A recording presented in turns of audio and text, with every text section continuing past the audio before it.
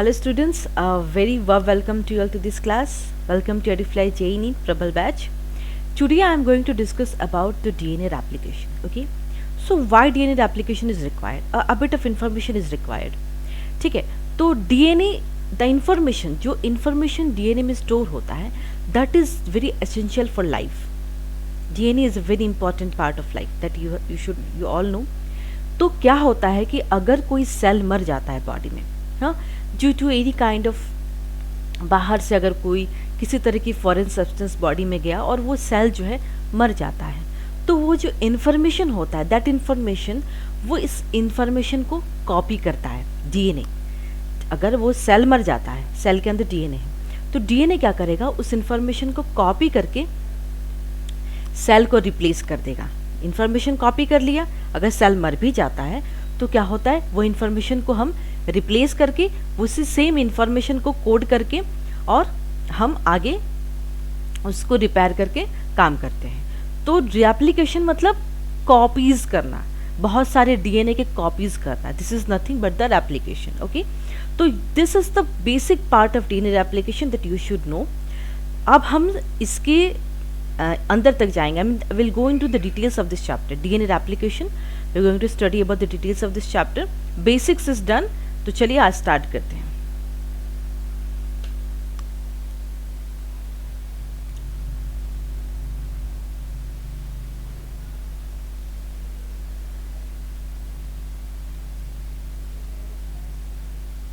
Okay. So let's discuss.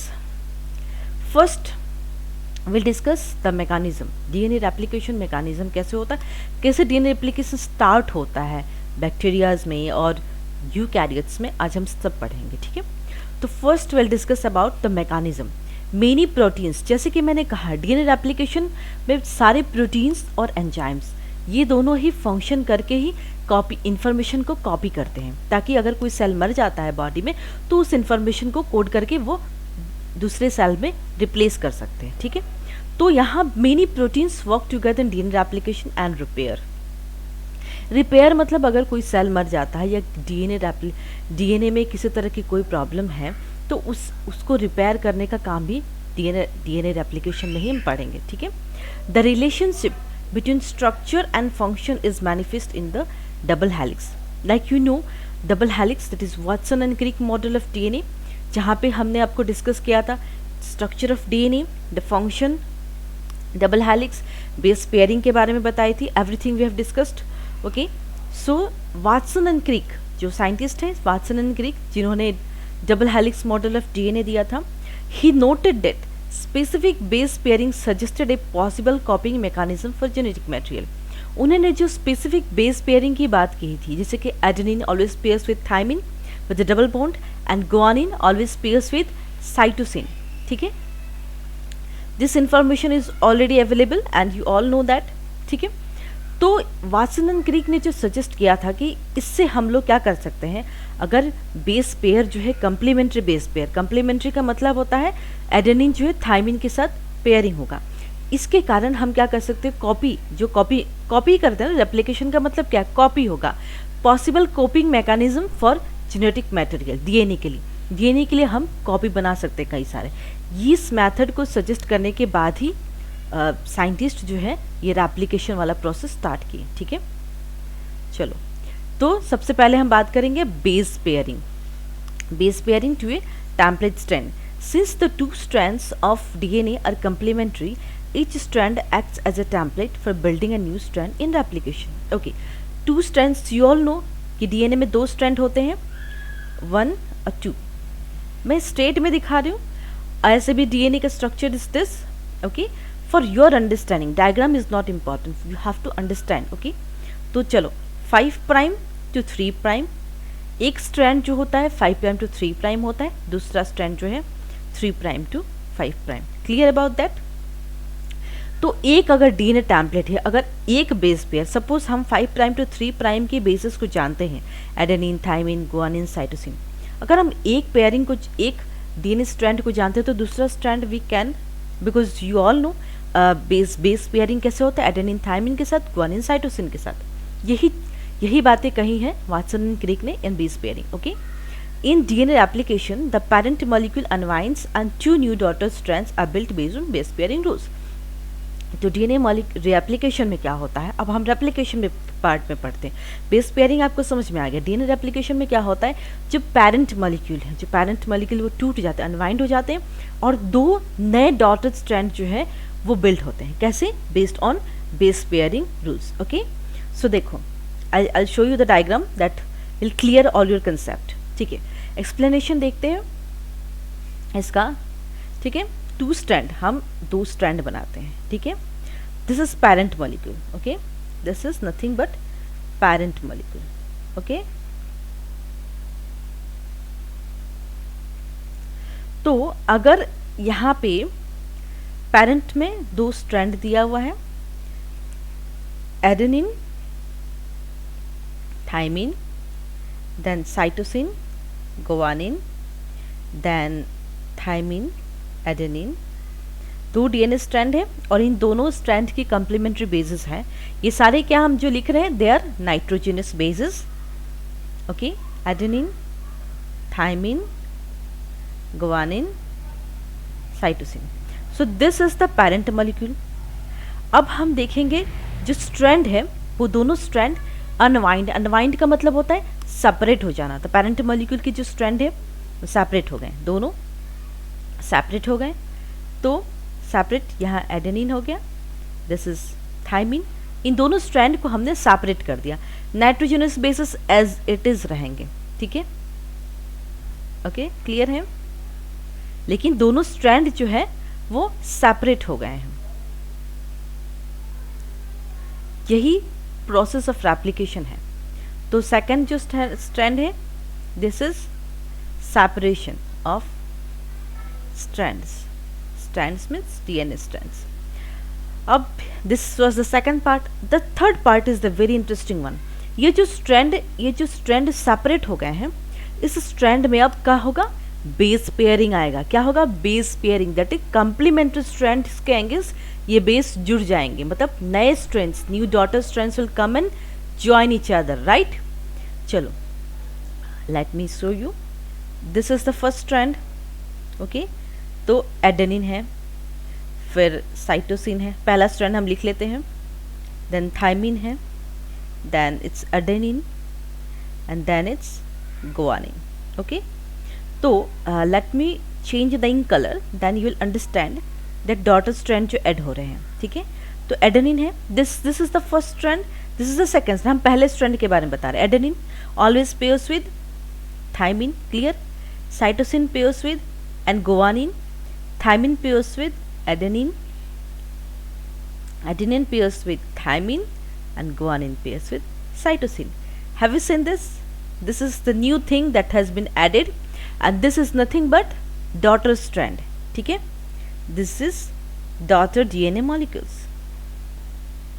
Daughter DNA molecules.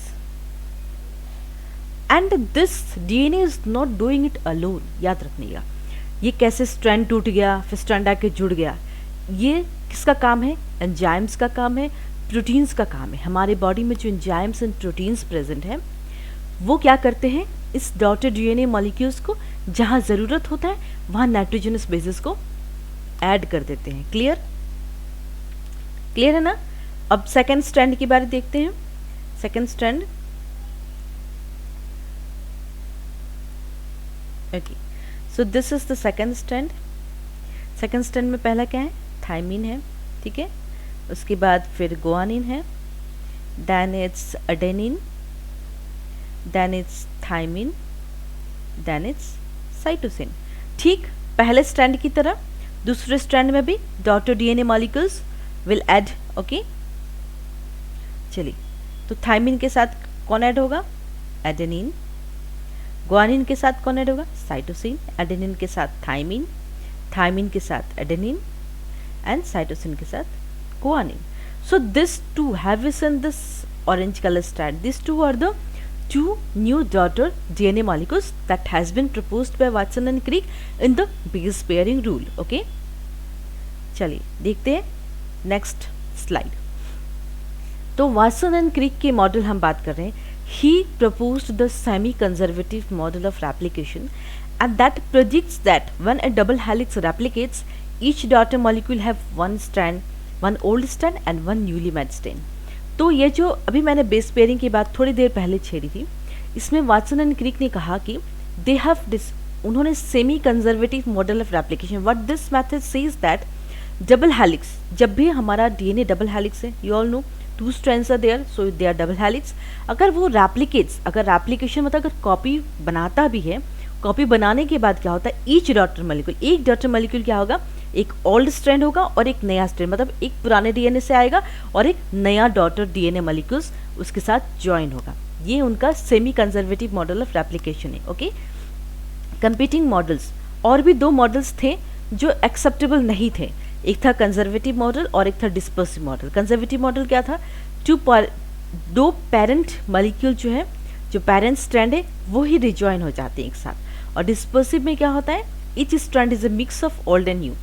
Each जो एक strand है वो ओल्ड और न्यू का मिक्स है. तो वाटसन एंड क्रिक के सेमी कंजर्वेटिव मॉडल के लिए हम आपको डायग्राम दिखाते हैं. ठीक है, तो सेमी कंजर्वेटिव मॉडल के लिए you should know the, with the help of diagram आपको बहुत अच्छे से क्लियर हो जाएगा. ठीक है, तो सेमी कंजर्वेटिव मॉडल अगर देखा जाए, सबसे पहले हम डीएनए स्ट्रैंड बनाते हैं. ठीक है, फर्स्ट पहला होगा पैरेंटल. ओके, पहला पैरेंटल होगा, फिर first replication and second replication. ठीक है, second replication. Clear? So let's see this how the semi-conservative model as proposed by Watson and Crick discusses. Okay, तो अगर ये पेरेंटल स्ट्रैंड है, ठीक है, दो डीएनए स्ट्रैंड हमने बनाया. ठीक है, so this is the parental one.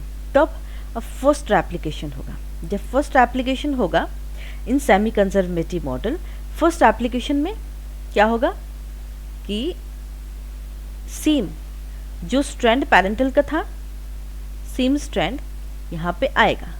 लेकिन जब हम second replication, very interesting thing now it will happen, second replication की बात अगर करें तो दो डॉटर स्ट्रैंड होंगे. टू सेकेंड मतलब दो रेप्लिकेशन होगा. ठीक है, थर्ड मतलब तीन रेप्लिकेशन. ऐसे बहुत सारे रेप्लिकेशन होते हैं डीएनए सेल में. ठीक है, तो अगर हम देखें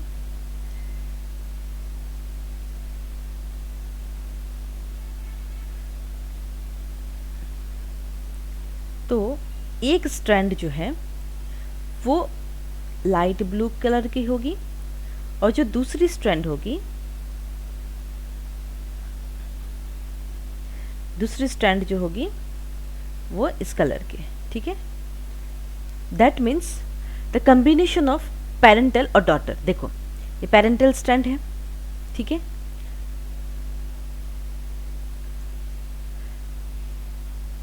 और एक डॉटर स्ट्रैंड है. क्लियर? ठीक, दूसरा स्ट्रैंड होगा, दूसरा स्ट्रैंड जो है वो कंप्लीटली पेरेंटल होगा.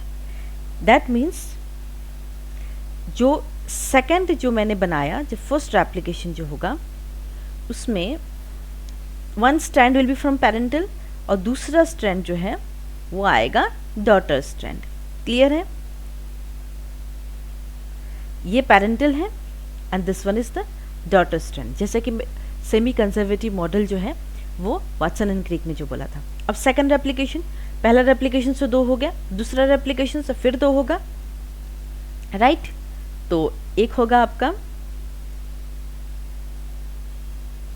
One strand will B parental and the one will be one the daughter strand. Okay, तो ये डॉटर स्ट्रैंड हो गया. क्लियर है?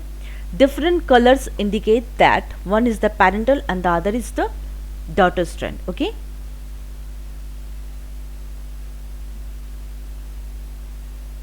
so clear about the semi conservative model, and this is given by Watson and Crick. Okay, next, so the experimental proof. What's the experimental proof that DNA is a genetic material? Watson and Crick ने base pairing model बताया, semi conservative model बताया, कैसे हम DNA replication को start कर सकते हैं, information को कॉपी कर सकते हैं. तो इसका प्रूफ क्या है? There should be some proof. Okay, So two scientists named Matthew Meselson and Franklin Stahl, he supported the semi-conservative model. तो वाटसन एंड क्रिक का जो मॉडल था सेमी कंजर्वेटिव मॉडल, वो ये दोनों साइंटिस्ट ने इसको अप्रूव किया था कि इस एक्सपेरिमेंट को हम सपोर्ट करते हैं, ठीक है। अब उनका एक नया एक्सपेरिमेंट आएगा प्रूफ करने के लिए DNA is a genetic material. They labelled the nucleotides of the old strand with the heavy isotope of nitrogen while any new nucleotides were labeled with a lighter isotope। उन्होंने क्या किया, nucleotides का एक old strand लिया, एक नया strand लिया, new nucleotides, एक पुराना एक नया। जो पुराना वाला था उसमें isotope heavy isotope of nitrogen include किया, और जो नया न्यूक्लियोटाइड्स था उसको लाइटर आइसोटोप, मतलब बेसिकली उन्होंने दो न्यूक्लियोटाइड्स लिया, एक ओल्ड एक नया।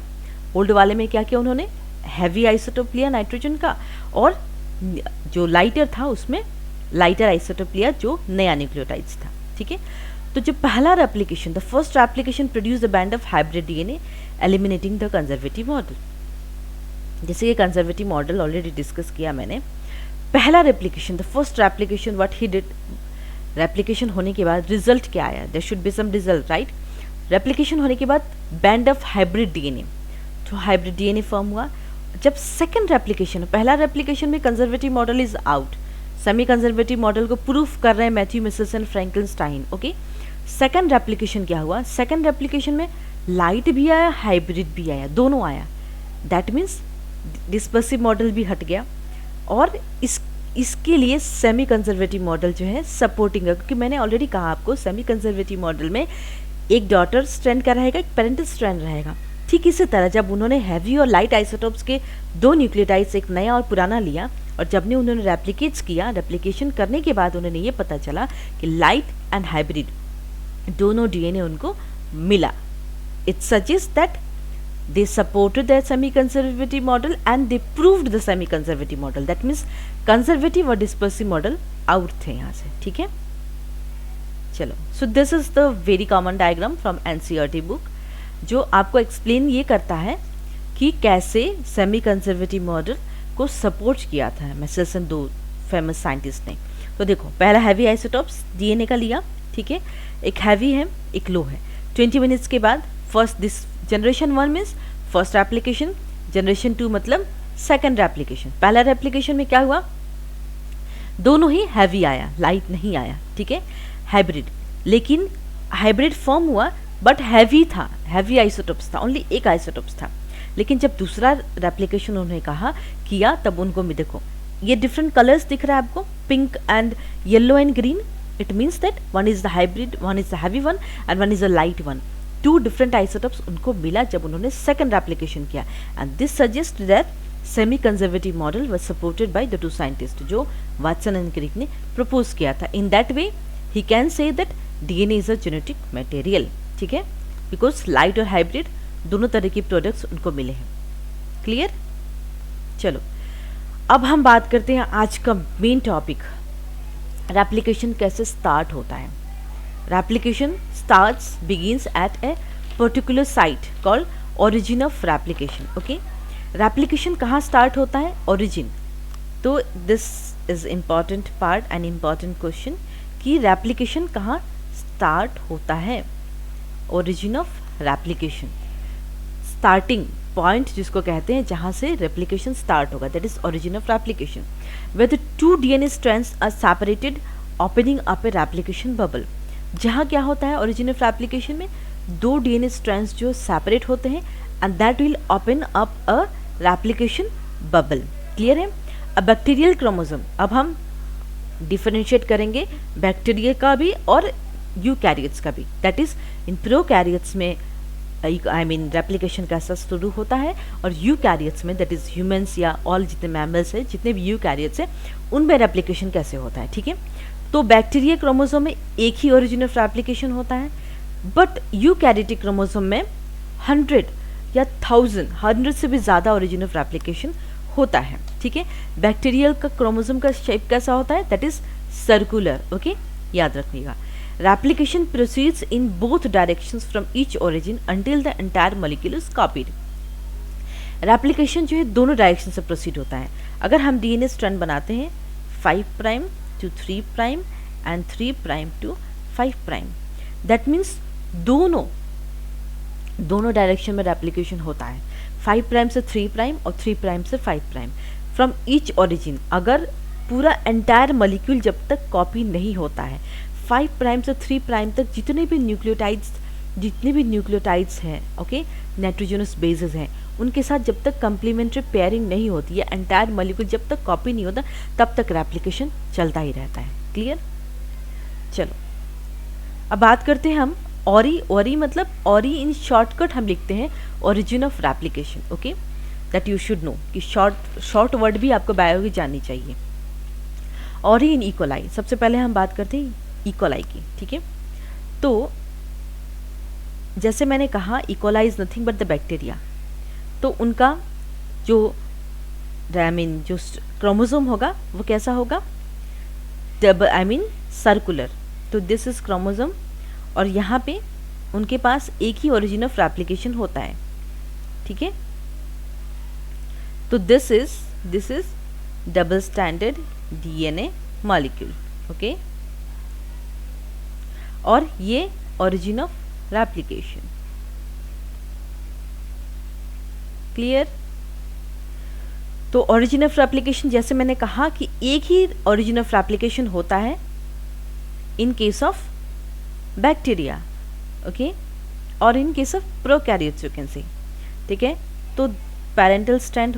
ठीक है, this is the parental strand. ठीक है, अंदर जो होगा daughter strand, that is new strand will be formed. Okay, नया स्ट्रैंड फॉर्म होगा जो कि मैं अभी दिखाती हूँ आपको. ठीक है, outside is the parental one, यहाँ पे एक नया डॉटर स्ट्रैंड फॉर्म होगा, that is daughter strand according to the replication process. This is the new strand. Okay, अब हम आगे बढ़ते हैं. रेप्लिकेशन फॉर्क और रेप्लिकेशन बबल फॉर्म होगा. These are the steps which is formed in case of DNA replication. ठीक है, तो this is the parental strand. Clear?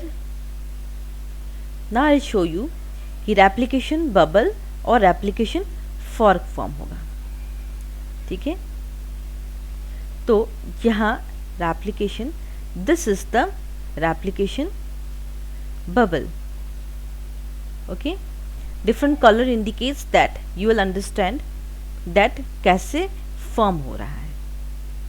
Okay, here it forms replication fork.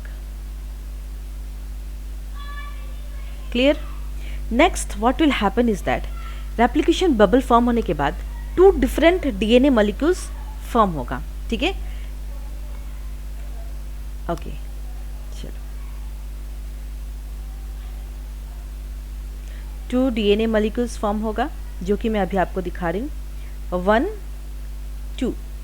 Okay, ये दोनों DNA molecules तो form हो गए हैं, लेकिन ये दोनों स्ट्रैंड जो है सेपरेट होना पड़ेगा, क्योंकि यू नो DNA के दोनों स्ट्रैंड्स जो है अलग होते हैं, 5 prime 3 prime, 3 prime to 5 prime. तो उसके बाद क्या होगा, the last step is DNA, that is 2 DNA molecules will get separated. ठीक है, 2 daughter DNA molecules is formed. Clear? So this is about the origin of replication in E. coli. Now we'll move on to eukaryotic cell. ठीक है, अब हम बात करते हैं eukaryotic cell. जैसे कि मैंने कहा यूकैरियोटिक सेल में बहुत सारे ओरी हैं. ठीक है, सो देखो, this is the origin of replication. 2-3 ही दिखाए हैं बिकॉज यू नो दैट इतना 1000 ओरी दिखाना संभव नहीं है. This is ori, there is origin of replication, and this is double standard DNA molecule. Clear? So पहला स्टेप क्या होगा, first step will be parental DNA molecule है ये, this is replication bubble, this is parental DNA strand. Okay, and the last one is replication fork. Clear? So I show you कि daughter DNA कहाँ form हो रहा है, ठीक है। So this is, have you seen this, this is the direction and this is the daughter molecule form, which I have shown you with the help of light blue color. Okay, let me label. So this is the parental, this is parental, that is parental को हम क्या कहते हैं, template के नाम से बोलते हैं, ठीक है, जो हमें पता होता है, ठीक है। और ये जो है this blue one is daughter strand, daughter strand, this is the bubble, that is replication bubble formed in case of, and here it forms replication fork, replication bubble form होगा, replication fork होगा, and the new daughter molecules will form. So this is replication fork. उसके बाद क्या होगा, next step will be bubble replication fork का काम होगा यहीं तक, वो सेपरेट हो जाएगा एंड न्यू ये DNA molecules will get formed. Okay, so this is it, new DNA molecules will get form, parental strand होंगे और डॉटर स्ट्रैंड भी होंगे।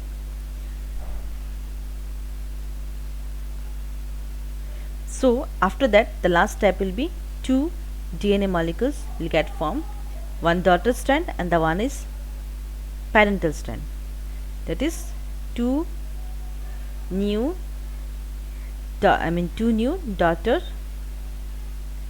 DNA molecule is formed. So this is all about the ORI, that is origin of replication in eukaryotic cell. Next point, at the end of each replication bubble is a replication fork. जैसे कि मैंने diagram में दिखाया, जब भी replication bubble form होता है, at the end replication bubble के एंड में रेप्लिकेशन फॉर्क होगा, वाई शेप्ड रीजन, जहाँ नया डीएनए स्ट्रैंड जो एलोंगेट होता है, डीएनए स्ट्रैंड जो एलोंगेट होगा, फिर वहाँ से नया डॉटर स्ट्रैंड जुड़ता जाएगा, ठीक है। तो बहुत इंपॉर्टेंट एंजाइम का पार्ट हम डिस्कस बता रहे हैं, helicase. Okay, this is important और आपको जानना है कि मैंने कहा था, शुरू में बात बताया था कि एंजाइम्स एंड प्रोटीन्स ये हेल्प करते हैं डीएनए रेप्लिकेशन को। तो हेलिकेज जो एंजाइम है, जो अनट्विस्ट मतलब डबल हेलिक्स को तोड़ देता है, अनट्विस्ट कर देता है एट द रेप्लिकेशन फॉर्क। फिर क्या होता है, हेलिकेज तो तोड़ता है, सिंगल स्ट्रैंडेड बाइंडिंग प्रोटीन्स जो है वो क्या करते हैं, स्टेबिलाइज करते हैं सिंगल स्ट्रैंडेड डीएनए को। उसके बाद इसका भी बहुत इंपॉर्टेंट काम है, हेलिकेज के बाद सिंगल स्ट्रैंडेड बाइंडिंग प्रोटीन्स का काम है, वो डीएनए स्ट्रैंड्स को बाइंड करता है और स्टेबिलाइज करके रखता है सिंगल स्ट्रैंडेड डीएनए मॉलिक्यूल को। नेक्स्ट इज टोपोआइसोमेरेज, इनका भी बहुत इंपॉर्टेंट रोल है। टोपोआइसोमेरेज जो है वो अगर कोई डीएनए स्ट्रैंड है उसको करेक्ट करता है, अगर ओवर बाइंडिंग हो गया, अगर डीएनए स्ट्रैंड्स ज़्यादा बाइंड हो गया है जहाँ ज़रूरत नहीं है, उसको क्या करता है, टोपोआइसोमेरेज जो है वो उसको या ब्रेक कर देता है या डीएनए स्ट्रैंड्स को रिजॉइन कर देता है। ब्रेक करना, तोड़ना, जोड़ना, ये टोपोआइसोमेरेज का काम है, ठीक है, अगर किसी तरह की कोई गलत बाइंडिंग हो गई है between the DNA molecule. Okay, तो टोपोआइसोमेरेज का काम समझ गए। अब बात करते हैं डीएनए पॉलीमरेज जो है, DNA polymerase is a very important enzyme in case of DNA replication. It cannot initiate synthesis of a polynucleotide. They can only add nucleotide to the 3' end. बहुत इंपॉर्टेंट बात डीएनए पॉलीमरेज के बारे में, जैसे कि 5' to 3' और 3' to 5', ये दोनों एंटी पैरेलल स्ट्रैंड्स जो होते हैं डीएनए मॉलिक्यूल में प्रेजेंट होते हैं। तो जब भी डीएनए पॉलीमरेज का नाम आता है वो अकेले सिंथेसिस नहीं कर सकता, वो सिर्फ न्यूक्लियोटाइड्स को ऐड करता है. Adding of nucleotides is done by DNA polymerase to the, and it always add the nucleotides to the 3' end 5' end में नहीं ऐड करेगा. अगर डीएनए न्यूक्लियोटाइड्स की कहीं पेयरिंग नहीं हो रही 3' एंड में, डीएनए पॉलीमरेज जाके वहाँ स्ट्रैंड को ऐड कर देगा, न्यूक्लियोटाइड्स को ज्वाइन करेगा, पेयर कर देगा. राइट, डीएनए पॉलीमरेज का काम समझ में आ गया. The initial nucleotide stand is a short RNA primer. जो इनिशियल, जो पहला न्यूक्लियोटाइड स्टैंड होता है छोटा आरएनए प्राइमर होता है. प्राइमर जरूरी होता है binding of the DNA molecule. Primer का काम क्या है? बाइंड करना. एंजाइम, जो एंजाइम है दैट इज प्राइमेज. एंजाइम में प्रोटीन्स के बारे में पढ़ेंगे आप. एंजाइम का primase can start an RNA chain from scratch and adds RNA nucleotides one at a time using the parental DNA as a template. अब प्राइमेज का काम देखिए क्या होता है. सबसे पहले आरएनए प्राइमर से ही हमारा स्टार्ट होता है, इनिशियल न्यूक्लियोटाइड स्ट्रैंड. प्राइमेज का काम क्या होगा, उस आरएनए चेन को स्क्रैच करके हटा के आरएनए चेन को दूसरे आरएनए न्यूक्लियोटाइड्स को एक ही बार में ऐड करेगा using parental DNA. Always remember, parental DNA is पहले से दिया होता है, उसके बाद का काम हमारा होता है. I mean not hours, this enzymes और प्रोटीन्स का काम होता है. ठीक है, तो क्या होता है कि पेरेंटल डीएनए ही टेम्पलेट होता है. पेरेंटल डीएनए टेम्पलेट होता है, उसके अगेंस्ट में ही जो भी न्यूक्लियोटाइड्स की एडिंग होती है या adding, unwinding, everything goes on. Okay, primer is short 5 to 10 nucleotides long and the 3' end serves as the starting point for the new strand. Clear? तो प्राइमर क्या है, जैसे अभी मैंने अब प्राइमर के बारे में बताया, लोग सोच रहे होंगे प्राइमर क्या है. प्राइमर शॉर्ट न्यूक्लियोटाइड्स, छोटे छोटे न्यूक्लियोटाइड्स हैं, और 3' एंड, जो 3' एंड है ना, वो सर्व करता है starting point. This 3' end 5' to 3', 3' to 5, 3' पे ही जो एंड है वहाँ पे स्टार्टिंग पॉइंट नया स्ट्रैंड का ऐड होना हमेशा 3' में ही होता है, याद रखिएगा. ठीक है, clear. So this is a important chart which I have prepared for you all. This are the proteins that are required in case of DNA replication and that functions is has to be clear to you all. Okay, तो helicase, सबसे पहला protein की बात करते हैं हम. Helicase, it unwinds parental double helix at replication forks. Unwind करता है, तोड़ देता है पेरेंटल डबल हेलिक्स को, जैसे मैंने अभी सेमी कंजर्वेटिव मॉडल में डिस्कस किया था. Clear. Single standard binding protein थोड़ी देर पहले डिस्कस किया. SSP single standard binding protein, it binds to and stabilises single standard DNA until it can be used as tablet. That is, वो stabilise करता है सिंगल स्टैंडर्ड डीएनए को. जब तक डीएनए टेम्पलेट के हिसाब से नहीं यूज़ कर सकते, वहाँ single standard binding protein DNA को हेल्प करता है. अब बात करते हैं टोपो आइसोमेरेज. ये क्या करते हैं, ओवर बाइंडिंग, कहीं भी ओवर बाइंडिंग, कहीं ज़्यादा डीएनए बाइंडिंग हो गया है, या फिर रेप्लिकेशन के अहेड, एप्लीकेशन से थोड़े पहले, या फिर उसको ब्रेक करना हुआ या रिजॉइन करना डीएनए स्ट्रैंड्स को, टोपो आइसोमेरेज का काम है. प्राइमेज का काम क्या है, synthesises RNA primer. RNA primer को 5' end of leading strand end of each Okazaki fragment of lagging strand, जो अभी मैं थोड़ी देर बाद आपको लीडिंग और लैगिंग स्ट्रैंड के बारे में डिस्कस करने वाली हूँ. ठीक है. DNA polymerase 3 using parental DNA as a template synthesizes new DNA strand by covalently by adding nucleotides to the 3' end of pre-existing DNA strand or RNA primer. Parental DNA, जो DNA polymerase 3 का काम क्या है, जो parental DNA इस template होगा तो वो क्या करता है, नए स्ट्रैंड को वो 3' एंड में ऐड करता है. बस यही काम है डीएनए पॉलीमरेज 3 का. डीएनए पॉलीमरेज 1 का क्या करता है, वो आरएनए न्यूक्लियोटाइड्स जो है प्राइमर से हटा देता है 5' एंड, और वो डीएनए न्यूक्लियोटाइड्स, नया डीएनए न्यूक्लियोटाइड्स को ऐड करता है. हटाना और ऐड करना डीएनए पॉलीमरेज 1 का काम है. डीएनए लाइगेज का काम क्या है, इट जॉइंस 3'. लाइगेज मतलब जोड़ना, हमेशा वो डीएनए को जोड़ के रखेगा. It joins 3' and, 3' end of the DNA जो प्राइमर के साथ रिप्लेस हो गया था, to rest of the leading strand and joins Okazaki fragment of lagging strand. Leading lagging is very interesting, जो अभी नेक्स्ट डायग्राम दिखा के आपको क्लियर कर दूंगी मैं. ठीक है. So synthesising a new DNA strand, कैसे नया डीएनए स्ट्रैंड जो है सिंथेसाइज होता है. सबसे पहली बात एंजाइम्स. कौन सा एंजाइम्स काम करता है, डीएनए पॉलीमरेज. डीएनए पॉलीमरेज का काम होता है जो नए स्ट्रैंड को जोड़ना. जब कैटेलाइज, जैसे कि एलोंगेशन, डीएनए स्ट्रैंड अगर बड़ा स्ट्रैंड है 3' एंड में क्या होगा, वो एलोंगेट होगा न्यू डीएनए मॉलिक्यूल, और वहाँ पे एंजाइम्स क्या करेंगे, ऐड करेंगे. और उस एंजाइम का नाम क्या है, एडिंग जो करेंगे वो DNA polymerase. This is important. Okay. Most DNA polymerase require a primer under DNA template strand. तो सबसे इंपॉर्टेंट पार्ट जो अभी तक मैं इतने देर से पढ़ा रही हूँ, डीएनए रेप्लिकेशन, उसमें सबसे पहला इंपॉर्टेंट पार्ट प्राइमर और DNA template. Without this two DNA replication can't be done. Okay. Primer और डीएनए टेम्पलेट स्ट्रैंड का बहुत इंपॉर्टेंट रोल होता है. ठीक है. डीएनए पॉलीमरेजेस तभी काम करेंगे जब वहाँ प्राइमर और डीएनए टेम्पलेट स्ट्रैंड रहेगा, तभी जाके रेप्लिकेशन होगा. क्लियर. रेट ऑफ एलोंगेशन, जो रेट है एलोंगेशन का, इज अबाउट 500 न्यूक्लियोटाइड्स पर सेकेंड इन बैक्टीरिया एंड 50 पर सेकेंड इन ह्यूमन सेल्स. तो एलोंगेशन, डीएनए स्ट्रैंड का जो एलोंगेशन है वो कितने न्यूक्लियोटाइड्स पर सेकेंड में, बैक्टीरिया में सबसे ज़्यादा 500 न्यूक्लियोटाइड्स एक सेकेंड में, पर सेकेंड में और 50 पर सेकेंड इन ह्यूमन सेल्स। इस तरह से नए स्ट्रैंड जो है सिंथेसाइज होते हैं। जो भी मैंने डिस्कस किया उसी को मैं elongation I mean in details में पढ़ा रही हूँ कि डीएनए पॉलीमरेज कैसे काम करता है, राइट। चलो, each nucleotide that is added to a growing DNA strand is a nucleoside triphosphate. Okay, अब हम बात करेंगे जो बेस पेयरिंग वाली बात कही थी ना, तो कैसे पेयरिंग हो रहा है वो यहाँ पे डिस्कस कर रहे हैं। ईच न्यूक्लियोटाइड, जो एक एक न्यूक्लियोटाइड है जो डीएनए स्ट्रैंड में वो बाइंड करके कंप्लीट डीएनए मॉलिक्यूल फॉर्म कर रहे हैं, वो पहले न्यूक्लियोसाइड ट्राइफॉस्फेट होते हैं, ठीक है। DATP, dATP is deoxy adenine triphosphate. Deoxy means, deoxy मतलब शुगर, दैट इज डीएनए, इसलिए हम डी रखे हैं, ठीक है। तो डीएटीपी जो है वो adenine to DNA similar to the ATP of energy metabolism. तो एटीपी क्या है, एनर्जी देता है ना। तो एडेनोसिन ट्राइफॉस्फेट, तो वो क्या करेंगे, एडेनिन, डीएनए की एडेनिन के साथ मिक्स हो जाएंगे, आई मीन पेयर करेंगे।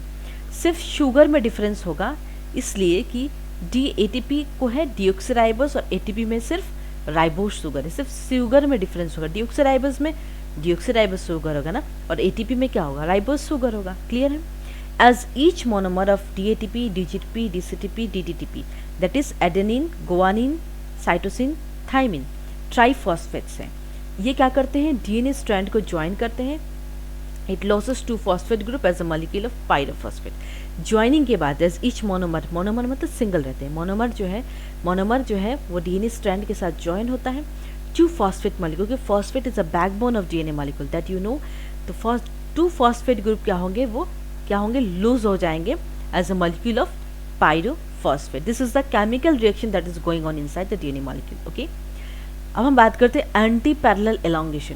ये जो स्ट्रैंड जिसको कहते हैं 5 प्राइम टू 3 प्राइम और 3 प्राइम टू 5 प्राइम, इसी को कहते हैं anti parallel. This is not अगर पैरेलल तब होता है जब दोनों स्ट्रैंड जो है 5 प्राइम से ही स्टार्टिंग होती। एंटी पैरेलल इसलिए हो रहा है क्योंकि दोनों स्ट्रैंड जो है 5 prime to 3 prime, 3 prime to 5 prime अलग अलग डायरेक्शन से स्टार्ट हो रही हैं, ठीक है। तो एलोंगेशन की बात करते हैं। The anti parallel structure the double helix affects replication. जो तो एंटी पैरेलल स्ट्रक्चर है डबल हेलिक्स का, वो रेप्लिकेशन को अफेक्ट कर रहे हैं, ठीक है। Next, DNA polymerase it add nucleotide. DNA polymerase जैसा अभी थोड़ी देर पहले कहा, वो सिर्फ 3 प्राइम एंड का जो फ्री स्ट्रैंड है वहीं पे जो स्ट्रैंड ग्रो हो रहे हैं वो स्ट्रैंड एलोंगेट होता है 3 प्राइम एंड, वहीं पे डीएनए पॉलीमरेज जो है न्यूक्लियोटाइड्स को ऐड करते हैं, तब वहाँ से नया स्ट्रैंड जो है वो एलोंगेट होते हैं जो 5 प्राइम टू 3 प्राइम डायरेक्शन में होता है, ठीक है। क्लियर है ना, बहुत इंटरेस्टिंग है। डीएनए पॉलीमरेज का काम है न्यूक्लियोटाइड्स को ऐड करना, नथिंग एल्स। इतने कंफ्यूज मत रहिएगा, बिकॉज बहुत ईजी वे में मैंने ईजी लैंग्वेज में आपको नोट्स दिया है। Along one template strand of DNA, the DNA polymerase synthesize a leading strand continuously moving towards the replication fork. Okay, एक टेम्पलेट स्ट्रैंड, जैसे कि ये एक टेम्पलेट स्ट्रैंड है, ठीक है। तो डीएनए पॉलीमरेज का क्या होगा, एक नए, जैसे कि ये तो लीडिंग हो गया, यहाँ पे अगर सपोज न्यूक्लियोटाइड नहीं है, यहाँ पे मिसिंग है, तो यहाँ पे तो ये स्ट्रैंड जो है लैगिंग स्ट्रैंड है। लैगिंग क्यों कहते हैं, क्योंकि यहाँ पे न्यूक्लियोटाइड्स नहीं है, इसीलिए इसको लैगिंग कहते हैं। लीडिंग मतलब न्यूक्लियोटाइड्स भर के हैं। जहाँ न्यूक्लियोटाइड्स की कमी हो गई, किसी तरह की कोई ज़रूरत पड़ेगी, सेल मर रहा है, तो वहाँ अगर न्यूक्लियोटाइड्स की कमी हो गई तो उसको हम लैगिंग करें। लैगिंग मतलब कमी होना, तो उसको लैगिंग स्ट्रैंड कहेंगे। लीडिंग स्ट्रैंड जो है जिसमें डीएनए मॉलिक्यूल्स जो न्यूक्लियोटाइड है कंप्लीटली पैक्ड है, ठीक है। तो डीएनए पॉलीमरेज क्या करते हैं, leading strand continuously, leading strand को वो सिंथेसाइज करते हैं, फिर लैगिंग स्ट्रैंड में नए न्यूक्लियोटाइड्स को ऐड करते हैं। लीडिंग और लैगिंग का समझ में आ गया, राइट। लीडिंग जो है जहाँ पे न्यूक्लियोटाइड्स होंगे, लैगिंग जो है जहाँ न्यूक्लियोटाइड्स की कमी होगी वहाँ पे न्यूक्लियोटाइड्स की एडिशन की ज़रूरत पड़ेगी, राइट। चलो, to elongate the other new strand called the lagging strand, DNA polymerase must work in the direction away from the replication fork. अगर डीएनए को अलग नया स्ट्रैंड अगर इलोंगेट करना है, लंबा करना है, जिसको हम कह रहे हैं लैगिंग स्ट्रैंड। क्यों कह रहे हैं लैगिंग स्ट्रैंड, क्योंकि वहाँ पे न्यूक्लियोटाइड्स की कमी है, तो हमें नया स्ट्रैंड ऐड करनी होगी। क्लियर है। तो डीएनए पॉलीमरेज को उसी डायरेक्शन में काम करना है, रेप्लिकेशन फॉर्क से थोड़ा दूर होके। जो लैगिंग स्ट्रैंड है, लैगिंग स्ट्रैंड का क्या है, वो सिंथेसाइज करते हैं series of segments called Okazaki fragments which are joined together by DNA ligase. तो लैगिंग स्ट्रैंड का क्या होता है, लैगिंग स्ट्रैंड जो है वो सिंथेसाइज करते हैं series of segments. Lagging strand जैसे कि मैंने अभी कहा, जैसे 5 प्राइम टू 3 प्राइम पकड़ो इस स्ट्रैंड को, अगर ये लैगिंग स्ट्रैंड है तो यहाँ पे क्या होगा, यहाँ पे सीरीज ऑफ सेगमेंट्स जिसको कहते हैं, सेगमेंट्स का नाम है ओकाज़ाकी फ्रैगमेंट्स। जो इस ओकाज़ाकी फ्रैगमेंट्स को कौन ज्वाइन करेगा, डीएनए लाइगेज। लाइगेज का काम होता है जोड़ना, तो डीएनए लाइगेज जो है इस ओकाज़ाकी फ्रैगमेंट्स को जोड़ देगा। Clear. Next, the DNA replication complex. DNA replication complex कैसे फॉर्म हुआ, प्रोटीन्स, जो प्रोटीन्स पार्टिसिपेट कर रहे हैं डीएनए रेप्लिकेशन, वो एक लार्ज कॉम्प्लेक्स फॉर्म किए। प्रोटीन्स, इतने सारे proteins, helicase, single stranded binding protein, DNA polymerase, ligase, topoisomerase, इतने सारे प्रोटीन्स काम कर रहे हैं। वो सारे प्रोटीन्स काम करने के बाद एक कॉम्प्लेक्स फॉर्म करेंगे, that is DNA replication machine.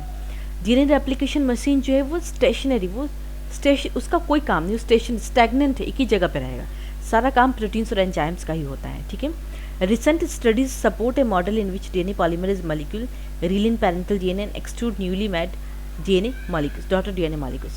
नया स्टडीज़ जो है, नए नए स्टडीज़ रिसर्च होते रहते हैं, उसमें ये कहा गया है कि डीएनए पॉलीमरेज जो है वो पेरेंटल डीएनए से एक्सट्रूड करके हटा के एक नया डॉटर डीएनए मॉलिक्यूल्स फॉर्म करता है। और प्राइमेज जो है, जिसका भी मैंने थोड़ी देर पहले जिक्र किया था, प्राइमेज जो है मॉलिक्यूलर ब्रेक की तरह काम करता है। जो प्राइमर अगर रिप्लेस करना है और रेप्लिकेशन को रेट ऑफ रेप्लिकेशन लीडिंग और लैगिंग स्ट्रैंड को कंटिन्यू रखना है, तो प्राइमेज का काम होता है यहाँ पे। ठीक है। नेक्स्ट इज प्रूफ रीडिंग, जो बहुत इंपॉर्टेंट पार्ट है, जो मैं अभी आपको डिस्कस करने वाली। Proof reading and repairing of DNA molecule. DNA polymerases proof read newly mad of DNA replacing any incorrect nucleotide. So DNA polymerase का काम क्या है, अगर किसी तरह की कोई इनकरेक्ट जो न्यूक्लियोटाइड, जैसे कि इसका मतलब मैं समझाती हूँ कि अगर एडेनिन को थाइमिन के साथ बाइंड करना है और गुआनिन को साइटोसिन, तो अगर ऐसा हुआ कि सेल में कभी मिसप्लेस हो गया, अगर एडेनिन गुआनिन के साथ जाके मिक्स हो गया और थाइमिन साइटोसिन के साथ, तब तो गड़बड़ हो जाएगा ना, जीन म्यूटेशन हो सकता है, उसकी पूरी जो फिजियोलॉजिकल और जो जेनेटिक अपीयरेंस सब कुछ गड़बड़ हो जाएगा, किसी तरह की जेनेटिक एबनॉर्मेलिटीज आ जाएंगी। क्लियर है। इसीलिए करेक्ट बेस पेयरिंग होना बहुत ज़रूरी है in case of our cell that is DNA. ठीक है। तो डीएनए पॉलीमरेज का काम क्या होगा, वो क्या करेंगे, जो नया डीएनए बन चुका है, अगर उसमें किसी तरह की कोई इनकरेक्ट न्यूक्लियोटाइड जो बाइंडिंग हो चुकी है, उसको हटा के डीएनए पॉलीमरेज ऐड करेगा। बहुत इंटरेस्टिंग है ना। डीएनए पॉलीमरेज का काम देखो कितना अच्छे से हमारे सेल को, हमारे डीएनए को कंप्लीट बेस पेयरिंग के साथ, जिसको जिसके साथ पेयर होना है वो करते हैं DNA polymerase. In mismatch repair of DNA, repair enzymes correct errors in base pairing. जो मिसमैच, अगर किसी तरह की मिसमैच हो गई डीएनए में, अगर रिपेयर करने में मिसमैच हो गया या सही से मैचिंग नहीं हुई, तो रिपेयर, बहुत सारे हमारे बॉडी में रिपेयर एंजाइम्स है जो उस करेक्ट एरर कर देंगे। बेस पेयरिंग जो है, जो अगर गलत हो गए, रिपेयर एंजाइम्स का ही काम होता है जो उस बेस पेयरिंग को ठीक कर सकते हैं। DNA can be damaged by exposure to harmful chemical और physical agents such as cigarette, smoke and X-rays. It can also undergo spontaneous change. तो डीएनए में ये जो चेंजेस आती हैं, या फिर ये जो इनकरेक्ट न्यूक्लियोटाइड्स की बात मैंने अभी थोड़ी देर पहले छेड़ी, तो ये कैसे डैमेज होते हैं। डीएनए डैमेज होने का बहुत एक हार्मफुल केमिकल जो होते हैं, जो अगर केमिकल फैक्ट्री में काम करिए, किसी तरह के केमिकल्स को अगर वो इनहेल करते हैं, जो सिगरेट स्मोकिंग करते हैं, या जिनको एक्सरेज दी जाती हैं बॉडी में, उससे डीएनए जो है बहुत सारे स्पॉन्टेनियस, इंस्टेंटेनियस, मतलब बहुत जल्दी चेंजेस फॉर्म करते हैं बॉडी में। राइट। जैसे कि कैंसर सेल्स का बात अगर हम आते हैं, कैंसर सेल के बारे में, कैंसर सेल में अगर कैंसर सेल कैसे होते हैं, जीन म्यूटेशन होता है जीन में, कहीं और से जाकर रिप्लेस हो जाता है जीन में डीएनए की पेयरिंग गड़बड़ हो जाती है, वहाँ जाके कैंसर सेल्स जो है वो पैदा हो जाता है, जीन म्यूटेट हो जाता है। म्यूटेशन तभी होता है जब करेक्ट बेस पेयरिंग नहीं हो पाती है। उस तरह से कैंसर सेल्स क्या होते हैं, प्रोड्यूस होते बॉडी में, ठीक से उस तरह से पूरी बॉडी को वो स्प्रेड कर जाते हैं। Right. In nucleotide excision pair, a nucleus cuts out and replaces damaged stretches of DNA।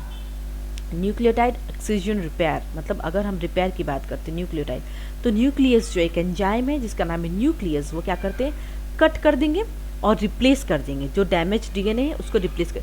Body हमारी बॉडी में रिपेयरिंग सिस्टम है, जो जितना हद तक हो सकता है हमारी बॉडी रिपेयर करती है। लेकिन जब अगर कोई एक्सेसिव सिगरेट, एक्सेसिव एक्सरेज, ये सब चीज़ें बॉडी में जाएंगी तो जाहिर सी बात है हमारे डीएनए में चेंजेस आएंगे, म्यूटेशन होगा और फिर कई तरह की बीमारियां होंगी, राइट। चलो, replicating the ends of DNA molecules. अब हम बात करते हैं जो जैसे कि डीएनए जो 5 प्राइम टू 3 प्राइम जो एंड है ना, रेप्लिकेशन एंड का रेप्लिकेट होना भी ज़रूरी है और करेक्ट तरीके से होना ज़रूरी है, ठीक है। Limitations of DNA polymerase create problems for the linear DNA of eukaryotic chromosome.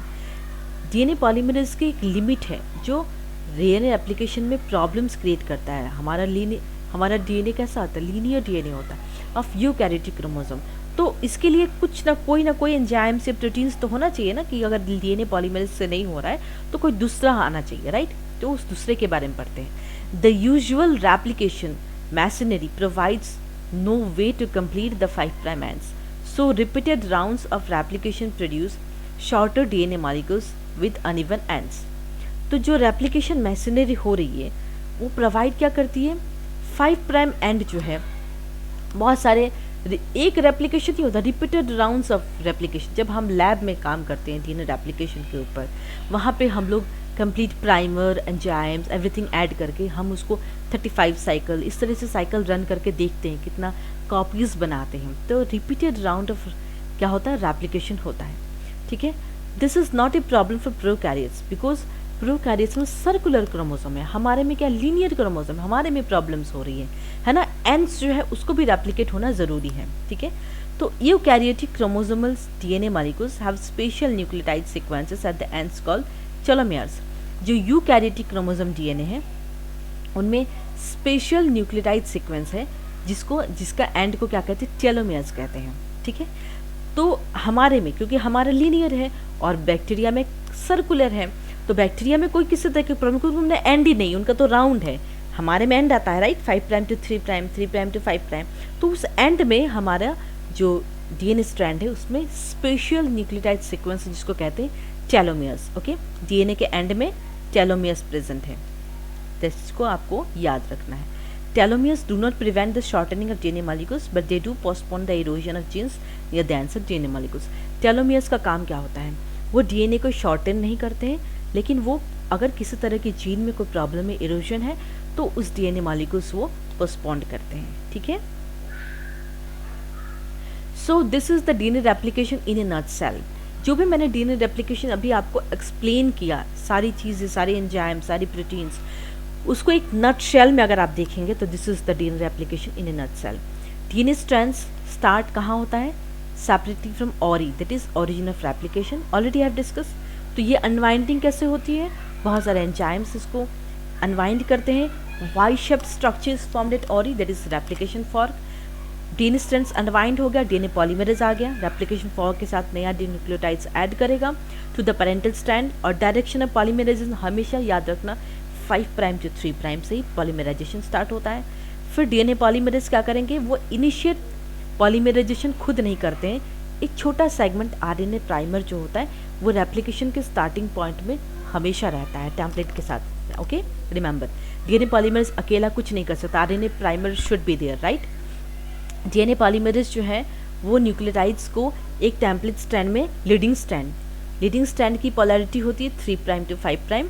और मैं अभी आपको लीडिंग स्ट्रैंड के बारे में जो अभी मैंने डिस्कस बताया था आपको कि मैं डायग्राम में दिखाऊंगी। This is a nutshell, जो चीज़ भी डिस्कस कर दिया उसी को इन ब्रीफ एक्सप्लेन किया है, ठीक है।